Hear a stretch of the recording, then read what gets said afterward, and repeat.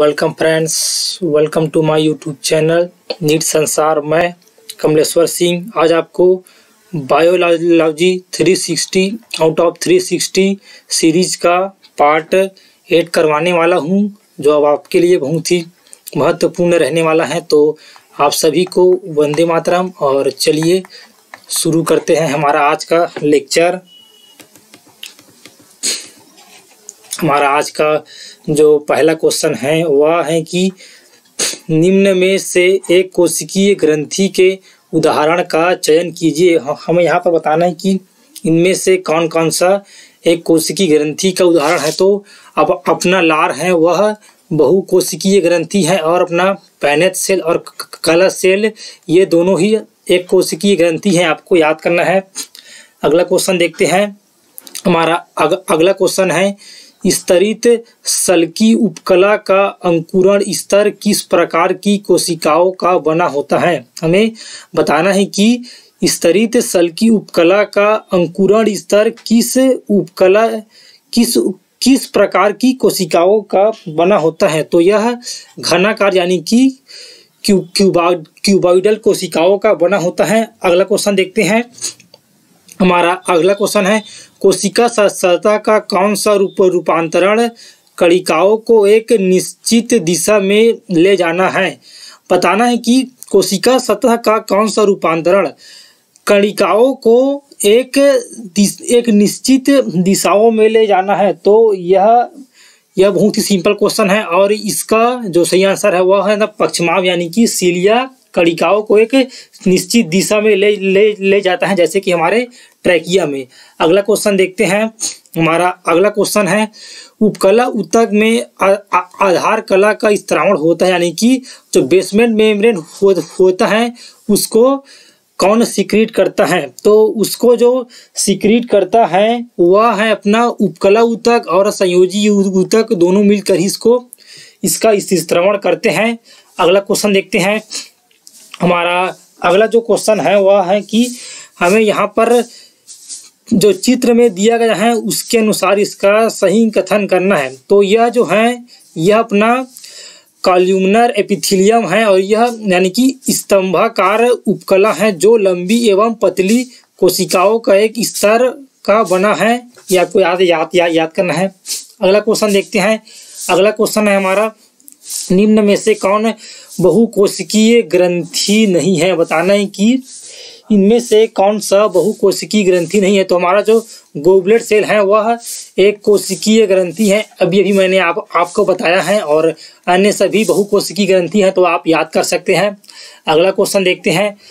अगला क्वेश्चन है हमारा, फाइब्रोब्लास्ट एक संयोजी ऊतक कोशिका है जिसका कार्य होता है, यानी कि हमें बताना है कि फाइब्रोब्लास्ट का कार्य क्या होता है। तो इसका कार्य होता है अधात्री का उत्पादन, यानी कि मैट्रिक्स प्रोडक्शन में इसका काम होता है फाइब्रोब्लास्ट का, आपको याद करना है। अगला क्वेश्चन देखते हैं। अगला क्वेश्चन है, कौन सी संरचना अस्थि को अस्थि से जोड़ने का कार्य करता है, यानी कि बोन को जोड़ने का कार्य कौन करता है। तो इसको आपको याद कर लेना है कि BLB, तो बोन को बोन से जोड़ता है लिगामेंट यानी कि स्नायु, यानी कि लिगामेंट बोन को बोन से जोड़ने का कार्य करता है। अगला क्वेश्चन देखते हैं।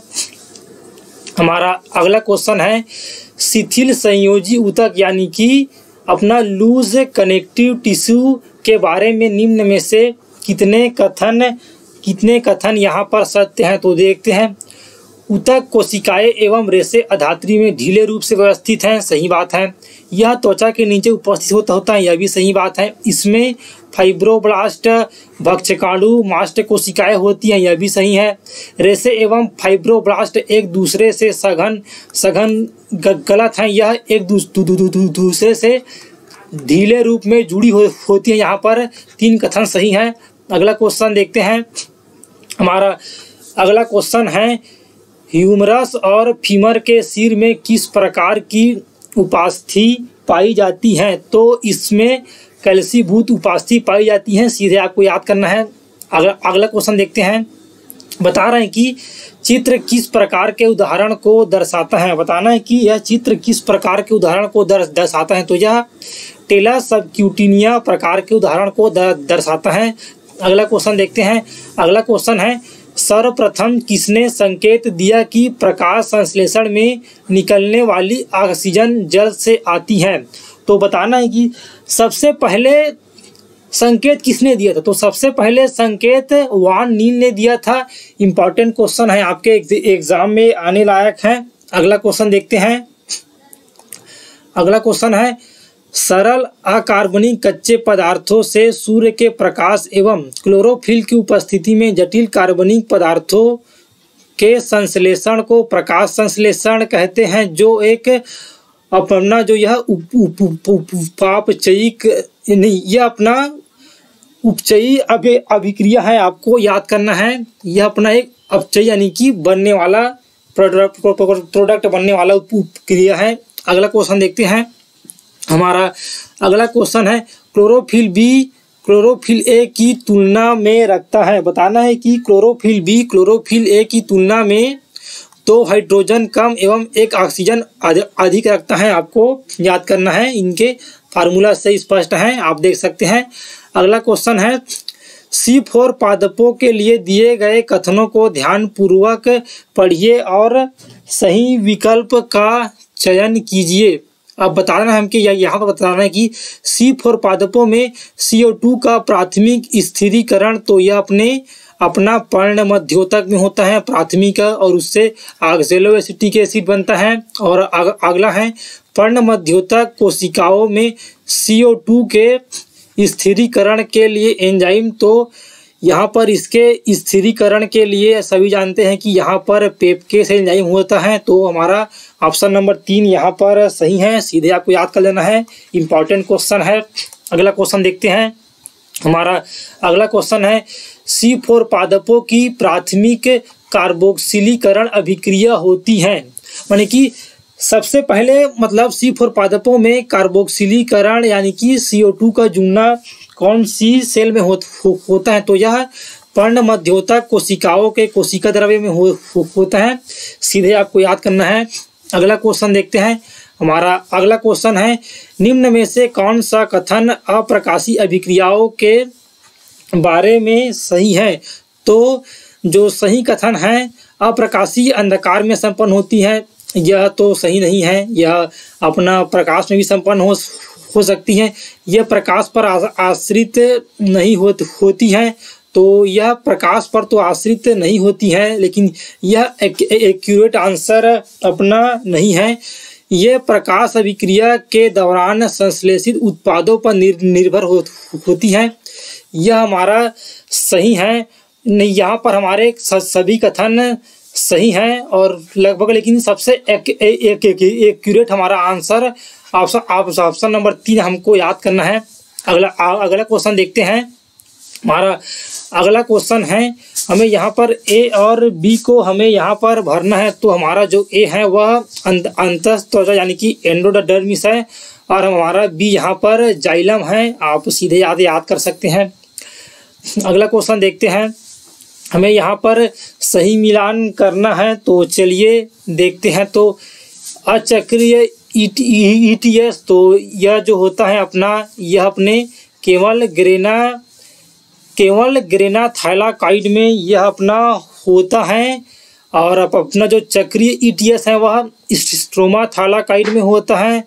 और अपना रसो परासरणीय सिद्धांत यह ATP के बनने से संबंधित है, और अप्रकाशिकीय विक्रिया स्ट्रोमा से संबंधित है। अगला क्वेश्चन देखते हैं।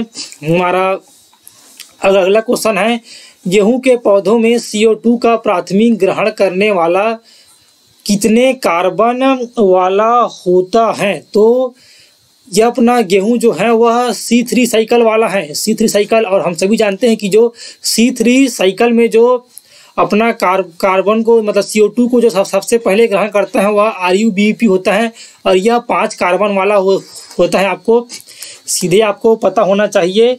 चलिए देखते हैं अगला क्वेश्चन।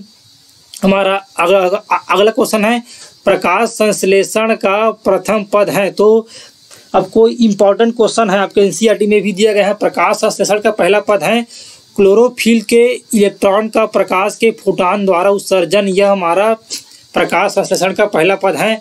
अगला क्वेश्चन देखते हैं। हमारा अगला क्वेश्चन है, एक प्रकाश आधारित निरर्थक प्रक्रिया के लिए सही को चुनिए जो C3 एवं C4 पादपों में महत्वपूर्ण अंतर करती है। तो यह जो चीज़ है वह है अपना प्रकाश श्वसन।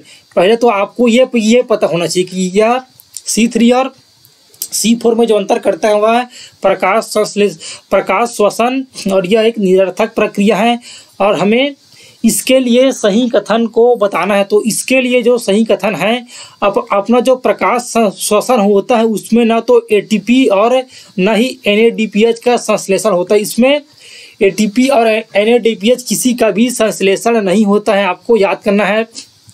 अगला क्वेश्चन देखते हैं। हमें यहाँ पर एक अभिक्रिया दिया गया है और बताना है कि यह पृथक अभिक्रिया है, यानी कि बताना है। तो आप देख सकते हैं कि यहाँ पर फास्फोग्लिसरेट और फास्फोग्लाइकोलेट, तो यह जो है यह अपने प्रकाश श्वसन का यह अपना अभिक्रिया है और इसी को हम लोग ग्लाइकोलेट पथ कहते हैं।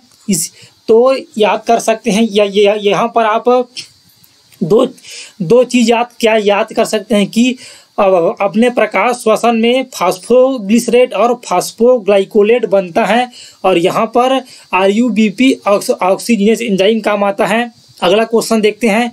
हमारा अगला क्वेश्चन है, प्रकाश श्वसन होता है कोशिकांगों के क्रम द्वारा। हमें बताना है कि प्रकाश श्वसन का क्रम क्या होता है। तो सबसे पहले क्लोरोप्लास्ट है, उसके बाद फिर पेरोक्सिसोम, उसके बाद फिर माइटोकॉन्ड्रिया होता है, यानी कि CPM आपको याद कर देना है। अगला क्वेश्चन देखते हैं। अगला क्वेश्चन है, अगर वातावरण में CO2 की सांद्रता बढ़ा दी जाए तो इनमें से कौन सा पादप ज़्यादा फायदे में रहेगा। भाई हमें ये पता है कि अपना जो C3 जो अब हमारे पादप होते हैं उसके लिए जो वर्तमान जो अपना CO2 स्तर है वह सीमाकारी है, यानी कि कम है। यदि अगर हम लोग CO2 की सांद्रता बढ़ाते हैं तो C3 पादपों को फायदा होगा।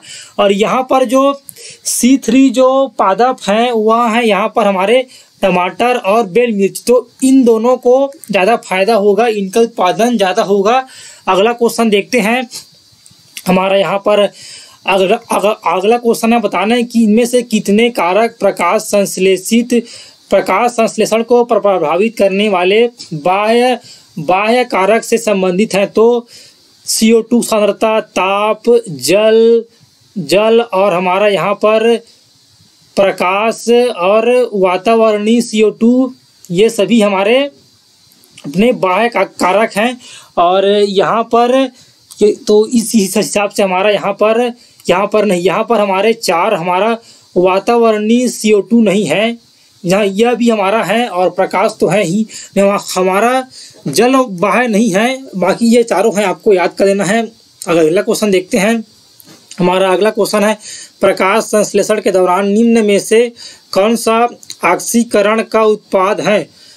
प्रकाश संश्लेषण में ऑक्सीकरण, तो भाई सभी जानते हैं कि प्रकाश संश्लेषण में ऑक्सीकरण से ऑक्सीजन बनता है, सिंपल सी बात है।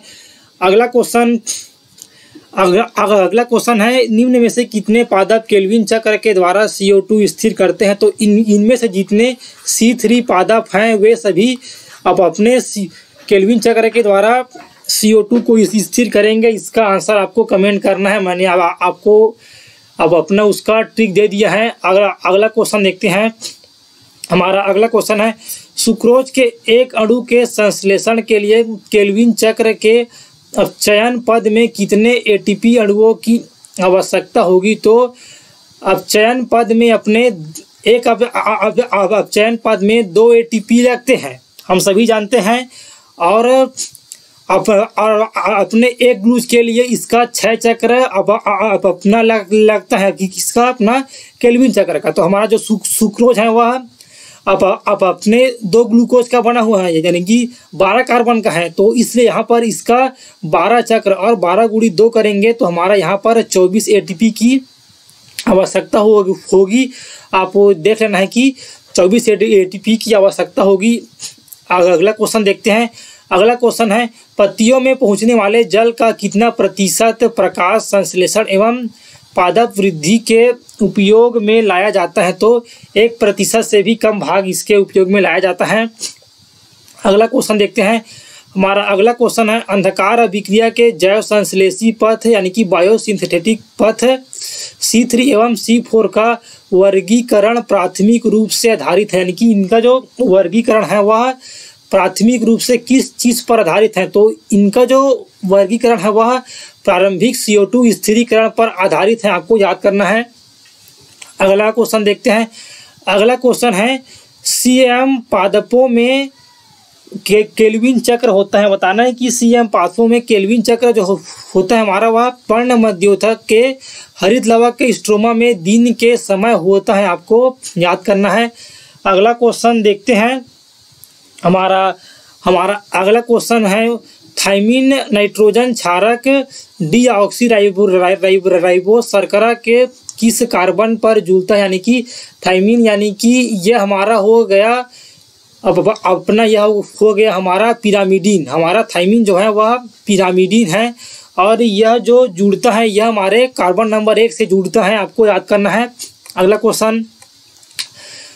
क्वेश्चन है एक फास्फोडाइस्टर बंध में एक फास्फेट समूह। बताना है कि फास्फेट समूह एक शर्करा के 3' OH व अगली शर्करा के 5' OH से जुड़ा होता है, आपको याद कर लेना है। अगला क्वेश्चन देखते हैं। अगला क्वेश्चन है निम्नलिखित को घटते क्रम में व्यवस्थित करो।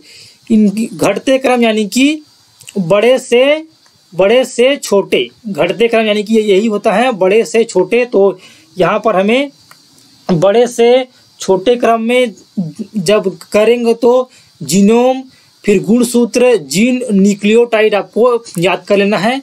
अगला क्वेश्चन है हमें यहाँ पर ए और बी को यहाँ पर हमें भरना है। तो यह जो है तो हमारा यहाँ पर आएगा इंट्रॉन की उपस्थिति एक पुरानी धरोहर है। इंट्रॉन की उपस्थिति एक पुरानी धरोहर है और अपना स्प्लाइसिंग की प्रक्रिया अपने RNA संसार की प्रभुता को प्रदर्शित करता है। एक बार फिर याद कीजिए, इंट्रॉन की उपस्थिति एक पुरानी धरोहर है और स्प्लाइसिंग की प्रक्रिया RNA संसार की प्रभुता को प्रदर्शित करता है। इम्पॉर्टेंट क्वेश्चन है। अगला क्वेश्चन देखते हैं। हमारा अगला क्वेश्चन है अर्धसंरक्षी DNA प्रतिकरण को सिद्ध करने के लिए कौन सा आइसोटोप प्रयोग किया गया था? तो इसमें अपने मेसेल्सन और स्टाइल के प्रयोग में N14 और N15 का यहाँ पर उपयोग किया गया था, आप सीधे याद कर लेना। यह भी इम्पॉर्टेंट क्वेश्चन है आपके एग्जाम में आने लायक। अगला क्वेश्चन है एक जीवाणु कोशिका में निम्नलिखित में से कौन सा एक उत्प्रेरक यानी कि एंजाइम का कार्य करता है? तो आपको याद होना चाहिए कि 30S RNA यह उत्प्रेरक का भी कार्य करता है। अगला क्वेश्चन देखते हैं। हमारा अगला क्वेश्चन है tRNA के किस लूप को एमिनो एसाइल सिंथेटेज रिकॉजिनेशन लूप भी कहते हैं? तो DHU लूप को एमिनो एसाइल सिंथेटेज रिकॉजिनेशन लूप कहते हैं, सीधे आपको याद करना है। अगला क्वेश्चन देखते हैं। अगला क्वेश्चन है DNA अनुवांशिक पदार्थ है, इसके बारे में सुस्पष्ट प्रमाण किसके प्रयोग से मिलता है? तो इसका प्रमाण हर्शे और चेस के प्रयोग से मिलता है। यह PYQ क्वेश्चन है। अगला क्वेश्चन हमें यहाँ पर रूपांतरण सिद्धांत के संदर्भ में निम्नलिखित में से कौन सा विकल्प सत्य है? बताना है कि रूपांतरण का सिद्धांत जो कि अपने ग्रिफिथ द्वारा दिया गया था, इसके संबंध में कौन सा विकल्प यहाँ पर असत्य है? तो देखते हैं। S स्ट्रेन चूहों में इंजेक्शन दिया गया, चूहे की मृत्यु, सही बात है। R स्ट्रेन चूहे में इंजेक्शन, चूहा जीवित है, सही बात है। S स्ट्रेन ताप द्वारा निष्क्रियण, चूहे में इंजेक्शन, चूहे की मृत्यु, यह हमारा गलत है क्योंकि चूहा यहाँ पर जीवित रहता है और हमारा एस स्ट्रेन ताप द्वारा निष्क्रियण और आर स्ट्रेन जीवित चूहे में इंजेक्शन, चूहे की मृत्यु, यह भी हमारा सही है। हमारा ऑप्शन नंबर 3 यहाँ पर गलत है, आपको याद कर लेना है, इंपॉर्टेंट क्वेश्चन है, फुल हमारा रिवीजन हो गया। अगला क्वेश्चन देखते हैं। हमारा अगला क्वेश्चन है, निम्न में से कौन सा अनुवांशिक कूट के अपहासिता के गुण से संबंधित है, यानी कि उसके डीजेनरेसी के गुण से संबंधित है। तो एक अमीनो अम्ल का एक से अधिक कोडान द्वारा कूट होना, यानी कि एक अमीनो अम्ल का एक से अधिक कोडान द्वारा बनना, यह इसके अपहासिता के गुण से संबंधित है। अगला क्वेश्चन है, कौन सा कोडान अनुवादन के दौरान दोहरा कार्य संपन्न करते हैं। तो यह अपना होता है AUG। यह एक अपना इसका जो एक कार्य है कि यह प्रारंभक कोडान है और इसके अलावा यह मिथियोनिन के लिए कोड करता है, ये इसका दोहरा कार्य है। अगला क्वेश्चन देखते हैं। अगले क्वेश्चन में हमें RNA पॉलीमरेज के से संबंधित सही विकल्प को मिलाना है। तो देखते हैं RNA पॉलीमरेज 1, तो यह 18S rRNA, और हमारा जो RNA पॉलीमरेज सेकंड है वह हेट्रोन्यूक्लियस rRNA HNRNA, और हमारा पॉलीमरेज थर्ड यह tRNA के निर्माण से संबंधित है। आप याद कर लेना, इंपॉर्टेंट क्वेश्चन है। अगला क्वेश्चन हमें यहाँ पर बताना है कि यहाँ पर हमें असत्य मिलान का यहाँ पर हमें चयन करना है। तो चलिए देखते हैं। राइबोजाइम न्यूक्लिक अम्ल, सही बात है। एंटीकोडान tRNA में पाया जाता है, यह भी सही बात है। रोग कारक, यह हमारा ट्रांसलेशन, तो यह हमारा ट्रांसलेशन नहीं है, यह हमारा ट्रांसक्रिप्शन से संबंधित है, तो यह हमारा गलत हो गया, आपको याद कर लेना। और जॉर्ज गेमो अनुवांशिक कूट, यह भी हमारा सही है। अगला को तो हमारा यहाँ पर 3 वाला असत्य है। अगला क्वेश्चन देख लेते हैं। माइक्रो इंजेक्शन का उपयोग किस कार्य के लिए किया जाता है। तो इसका उपयोग बिना किसी वेक्टर के बिना वेक्टर के जीन स्थानांतरण के लिए इसका उपयोग किया जाता है। जंतुओं में आप याद कर सकते हैं। अगला क्वेश्चन है हमारा, ट्रांसलेशन में निम्न में से कौन से पद से ATP के रूप में ऊर्जा का उपयोग होता है, यानी कि ट्रांसलेशन के कौन से पद में ATP के रूप में ऊर्जा का उपयोग होता है। तो आप सभी को पता होना चाहिए कि अमीनो अम्ल के सक्रियण के लिए ATP की आवश्यकता होती है, यानी कि ऊर्जा की आवश्यकता होती है। अगला क्वेश्चन है हमारा, अनुलेखन के लिए कौन सा कथन असत्य है। बताना है कि अनुलेखन के लिए कौन सा कथन असत्य है। तो पहला है, अनुलेखन के दौरान DNA की दोनों श्रृंखलाएं प्रतिलिपि करने भाग लेती हैं, तो यह गलत है, केवल एक बस लेता है। सजीव का कुल DNA अनुलेखित होता है, तो कुल नहीं होता है, केवल कुछ ही पार्ट होता है। अगला है, DNA निर्भर DNA पॉलीमरेज एंजाइम अनुलेखन को उत्प्रेरित करता है, तो यह भी गलत है। DNA आधारित RNA पॉलीमरेज एंजाइम अनुलेखन को उत्प्रेरित करता है, तो हमारा यहाँ पर सभी कथन गलत है। अच्छा इंफॉर्मेटिव क्वेश्चन है, इंपॉर्टेंट है आपके लिए। अगला क्वेश्चन है हमारा अगला क्वेश्चन है, निम्नलिखित में से कौन सा एंजाइम कूंद यानी कि ब्लंट काटने वाले प्रतिबंधन एंडोन्यूक्लियस एंजाइम से संबंधित नहीं है। तो अपना जो इको RI है वह इससे संबंधित नहीं है, अन्य सभी हैं, सीधे आपको याद कर लेना है। हमारा अगला क्वेश्चन है, निम्नलिखित में से कौन लैक ओपेरान में प्रेरक का कार्य करते हैं। तो आप सभी को पता होना चाहिए कि अपना लैक्टोज अपने लैक ओपेरान में प्रेरक का कार्य करता है। हमारा अगला क्वेश्चन है, वर्तमान पारजीवी जंतुओं में इस समय सबसे अधिक संख्या किसकी है। तो वर्तमान समय में सबसे अधिक संख्या जो है वह मूसक यानी कि चूहों की है, आपको याद कर लेना है। अगला क्वेश्चन देखते हैं। हमारा अगला क्वेश्चन है, DNA को प्रतिबंधन एंजाइम से काटने पर DNA के टुकड़े बन जाते हैं। सामान्य तौर पर इन टुकड़ों को किस तकनीक द्वारा अलग करते हैं। तो इसको हम जेल इलेक्ट्रोफोरेसिस द्वारा अलग करते हैं, और इसमें एगरोस जेल का उपयोग होता है, और एगरोस जेल के छलनी प्रभाव के अनुसार उनके आकार के अनुसार इसे अलग करते हैं, यह भी आपको याद कर देना है। अगला क्वेश्चन है, VNTR का आकार होता है। तो इसका जो आकार होता है अपने VNTR का इसका 0.1 किलो बेस से 20 किलो बेस के आकार का होता है।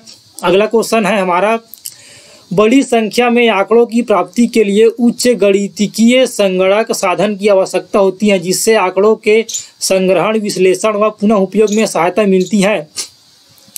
ह्यूमन जीनोम प्रोजेक्ट के बारे में जीव विज्ञान के इस नए क्षेत्र के तेजी से विस्तार संभव हो पाया है, जिसे सिंपल सी आपको याद करना है तो इसे सीधे सीधे बायो इन्फॉर्मेटिक्स कहते हैं, यह आपको याद करना है। अगला क्वेश्चन देखते हैं, हमें यहाँ पर असत्य मिलान हमें यहाँ पर करना है, तो चलिए देखते हैं। डिस्ट्रॉफिन जीन सबसे बड़ी जीन, सही बात है। गुणसूत्र 1 पर 2968 जीन, यह भी सही है। गुणसूत्र 4 पर 2000 जीन, यह गलत है। मानव जीनोम 3164.7 मिलियन क्षार युग्म, यह भी हमारा सही है। हमारा ऑप्शन नंबर 3 यहाँ पर गलत है। अगला क्वेश्चन देखते हैं। हमारा अगला क्वेश्चन है, डाउन स्ट्रीमिंग प्रक्रिया संबंधित है, यानी कि डाउन स्ट्रीमिंग प्रक्रिया किससे संबंधित है, तो अब यानी कि डाउन स्ट्रीमिंग यानी कि अपना अनुप्रवाह संसाधन, तो यह पृथक्करण और शुद्धिकरण दोनों से ही संबंधित हैं। अगला क्वेश्चन देखते हैं। अगला क्वेश्चन है, संवाहक में क्लोनिंग करने हेतु निम्न विशेषताओं की आवश्यकता होती है, यानी कि क्लोनिंग करने हेतु कितने विशेषताओं की आवश्यकता होती है, तो उसमें प्रतिकृतियन का उत्पत्ति, वर्ण योग्य चिन्हक और क्लोनिंग स्थल, इन सभी की आवश्यकता होती है। अगला क्वेश्चन देखते हैं। हमारा अगला क्वेश्चन है, एक जीवाणु अपने DNA में मेथिल समूह जोड़कर रूपांतरित कर देता है, ऐसा किस लिए किया जाता है, तो इसे मेथाइलेशन कहते हैं और यह मेथाइलेज एंजाइम की सहायता से होता है। तो यह जो होता है यह अपने DNA को स्वयं के रेस्ट्रिक्शन एंडोन्यूक्लियस की क्रिया से बचाने के लिए होता है, आपको याद करना है सीधे सीधे। अगला क्वेश्चन देखते हैं। यह हमारा रिपीटेड क्वेश्चन है तो मैं इसको नहीं बताऊंगा, हमारे पिछले टेस्ट में यह आ चुका है। अगला क्वेश्चन देखते हैं। हमें बताने कि निम्नलिखित में से कौन से पैलिंड्रोमिक क्रम है, जो आपको बता दूं कि पैलिंड्रोमिक क्रम वो होते हैं जो 3 से 5 पढ़े या 5 से 3 दोनों में क्रम सेम आना चाहिए, तो उसे हम लोग पैलिंड्रोमिक क्रम कहते हैं। तो इनमें से हमारा I और II है, आप टेलीग्राम से PDF के द्वारा इसे देख सकते हैं, वैसे भी बहुत सिंपल क्वेश्चन है। अगला क्वेश्चन है हमारा, सतत संवर्धन तंत्र के लिए असत्य कथन का चयन कीजिए। हमें यहाँ पर असत्य कथन का चयन करना है, तो देखते हैं। इसमें उपयोग किए गए माध्यम को एक तरफ से निकाल कर दूसरी तरफ से ताज़ा माध्यम भरते हैं, सही बात है। हमारा जो अगला है, इसमें कोशिकाएं अपनी वृद्धि की कार्य के रूप में सर्वाधिक सक्रिय लैग नहीं, यहाँ पर लॉग या एक्सपोनेंशियल होना चाहिए, तो यही हमारा गलत है। और यह अधिक जब उत्पन्न करता है, यह भी सही है। यह वांछित उत्पाद की उच्च गुणवत्ता दर्शाता है, यह भी महत्वपूर्ण है, आपके लिए इम्पोर्टेंट क्वेश्चन है, आप सीधे याद कर सकते हैं। अगला क्वेश्चन है हमारा, बैसिलस थुरिंजिएंसिस से प्राप्त क्राई1AC एंडोटॉक्सिन किसके प्रति कारगर होते हैं, तो यह अपने बालवर्म के प्रति कारगर होता है, आपको सीधे याद कर लेना है। अगला क्वेश्चन है, कौन सा सूक्ष्मजीवी जैव पीड़कनाशी के रूप में उपयोग किया जाता है, यानी कि बायोपेस्टिसाइड के रूप में इनमें से कौन सा उपयोग किया जाता है, तो बैसिलस थुरिंजिएंसिस जैव पीड़कनाशी के रूप में उपयोग किया जाता है।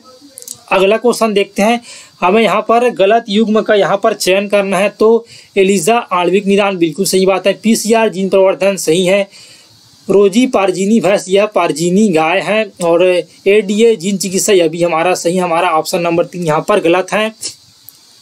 अगला क्वेश्चन देखते हैं। अगला क्वेश्चन है, यह भी अपना रिपीटेड क्वेश्चन है और यह बायोपायरेसी से संबंधित है, यानी कि बहुराष्ट्रीय कंपनियों व दूसरे संगठनों द्वारा किसी राष्ट्र उनसे संबंधित लोगों के बिना व्यवस्थित अनुमोदन 1000 बार किया हुआ क्वेश्चन है। अगला क्वेश्चन देख लेते हैं। हमारा अगला क्वेश्चन है, मोनोइस्कस परप्यूरियस एक ईस्ट है जिसका किसके उत्पादन में व्यापारिक स्तर पर उपयोग होता है, तो इसका जो उपयोग होता है वह स्टैटिन के निर्माण में होता है। और अब अपना जो स्टैटिन होता है वह रक्त कोलेस्ट्रॉल को नीचे लाने वाले स्टैटिन के रूप में, और यह अपना प्रतियोगी संदमन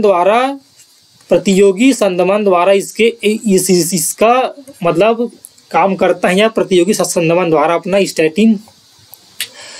अगला है यहाँ पर हमें सही मिलान यहाँ पर हमें करना है, तो चलिए देखते हैं। तो पराग संवर्धन से अगुणित पौधे अपना हिमगिरी रोग प्रतिरोधी गेहूं की किस्म, हमारा प्रोटोप्लास्ट संयुग्मन यह कायिक संकरण से संबंधित है, हमारा जैव पुष्टिकरण उच्च पोषक क्षमता हेतु पादप प्रजनन, हमारा सही मैंने मिला दिया है। हमें यहाँ पर बताना है कि इनमें से कितने कथन सही नहीं है। तो देखते हैं। उतक संवर्धन द्वारा हजारों की संख्या में पादपों को उत्पन्न करने की विधि सूक्ष्म प्रवर्धन कहलाती है, सही बात है। सोनालिका एवं कल्याण 16 चावल नहीं, ये दोनों गेहूं की किस्में हैं, तो यह हमारा गलत हो गया। अगला है पूसा कोमल फूल गोभी की एक किस्म है, तो फूल गोभी की किस्म पूसा कोमल नहीं होता है, इसकी किस्म अपना पूसा शुभ्रा होता है। आपको याद करना है फूल गोभी की किस्म। हमारे यहाँ पर 2 गलत हो गए। अगला है किसी कोशिका के पूर्ण पादप बनने की यह क्षमता पूर्ण सशक्तता कहलाती है, तो यह हमारा सही है। हमारा 2 गलत और 2 सही है यहाँ पर। अगला क्वेश्चन देखते हैं। हमारा अगला क्वेश्चन है टोमेटो को विकसित करने में कौन सा तरीका उपयोग में लिया गया था। तो भाई हम सभी जानते हैं कि इसमें टोमेटो को विकसित करने में कायिक संकरण का उपयोग किया गया था। अगला क्वेश्चन देखते हैं। हमारा अगला क्वेश्चन है हमें यहाँ पर जेनेटिकली मॉडिफाइड फसलों के अनुप्रयोग के बारे में सही कथन देखना है, तो देखते हैं।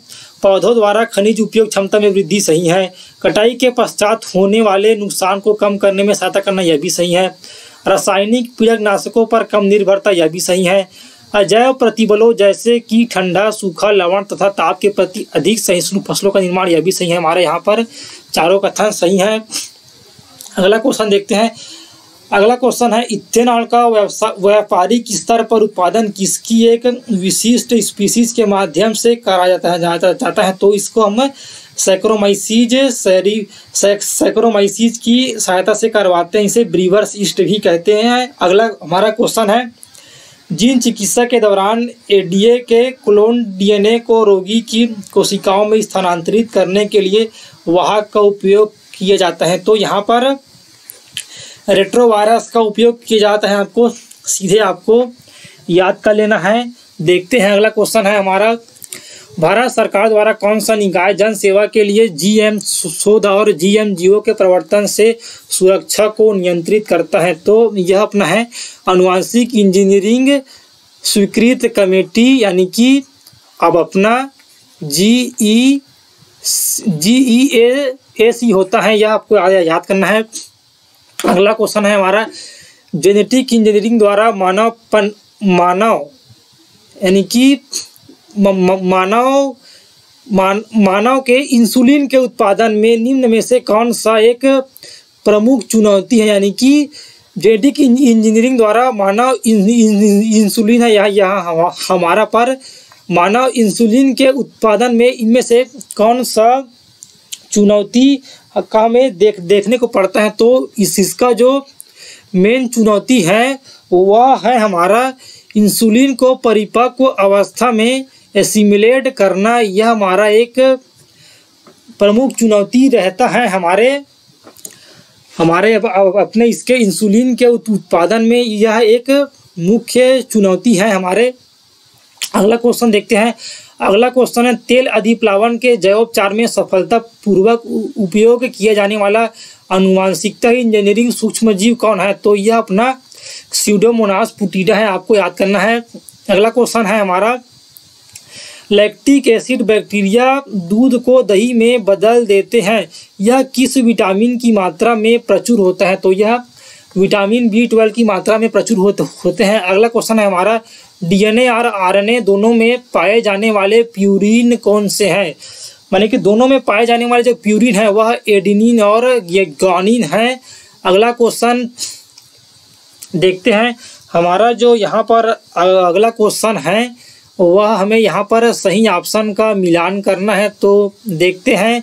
तो अपना इको R1 यह हमारा रेस्ट्रिक्शन निकल जाए।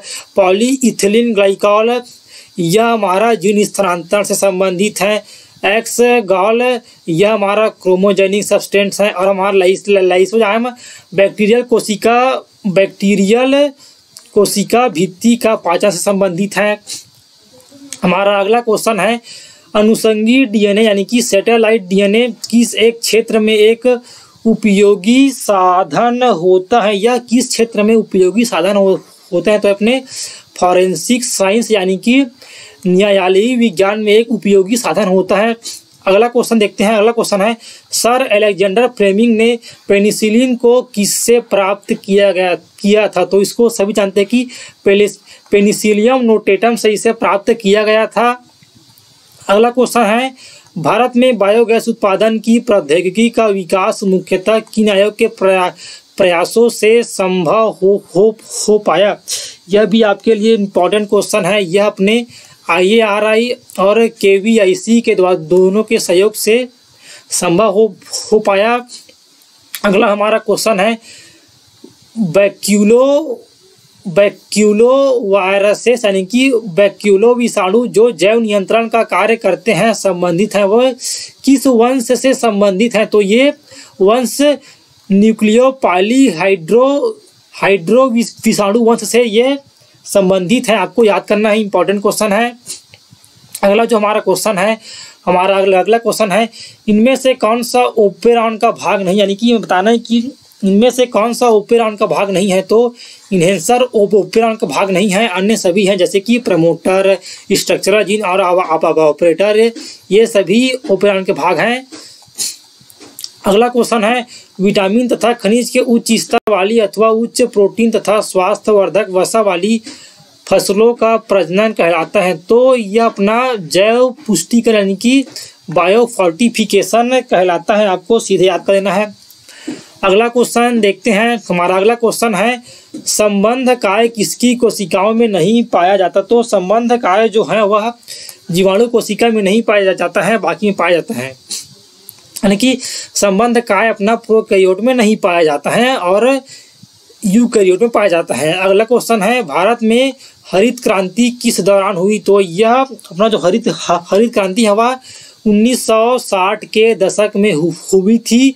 अपने भारत में किसके सहयोग से? अपने MS स्वामीनाथन के अपने योगदान से हुई थी। और इन्हें हम अपने भारत के हरित क्रांति का जनक भी कहते हैं, अपने स्वामीनाथन को। अगला क्वेश्चन देखते हैं। हमारा अगला क्वेश्चन है, कपास में रोमिल पत्तियां प्रदान करती हैं? तो कपास में रोमिल पत्तियां जैसिड के लिए प्रतिरोधकता प्रदान करती हैं। अगला क्वेश्चन देखते हैं। हमारा अगला क्वेश्चन है, mRNA के साइलेंसिंग का उपयोग किन के लिए प्रतिरोधी परजीवी पौधों को उत्पन्न करने में किया गया था? तो इसका उपयोग निमेटिड प्रतिरोधी पौधों को उत्पन्न करने में किया गया था। हमारा आज का सेकंड लास्ट क्वेश्चन है, संवर्धन द्वारा अविभेदित कोशिकाओं का बना हुआ पिंड कहलाता है? तो इसे कैलस कहते हैं। यह भी मैं लगभग दूसरी बार बता रहा हूँ आपको। हमारा आज का अंतिम क्वेश्चन है, समुद्री शैवालों से निकाला गया एगारोज जेल कहाँ उपयोग होता है? तो यह अपने जेल इलेक्ट्रोफोरेसिस में अपना एगारोज जेल अपना उपयोग होता है। और एगारोज जेल को हम जिलेडियम और व ग्लेसिलेरिया से हम लोग इसको अपना प्राप्त करते हैं। और ये हमारे लाल शैवाल हैं दोनों ही, इनसे हम इन्हें प्राप्त करते हैं। तो इसी के साथ हमारा आज का लेक्चर होता है। और धन्यवाद। वंदे मातरम, जय श्री राम। और मिलते हैं अगले वीडियो में। वीडियो को लाइक करें, चैनल को सब्सक्राइब करें, अपने दोस्तों के साथ शेयर करें ताकि उन्हें भी इसका फ़ायदा मिल सके।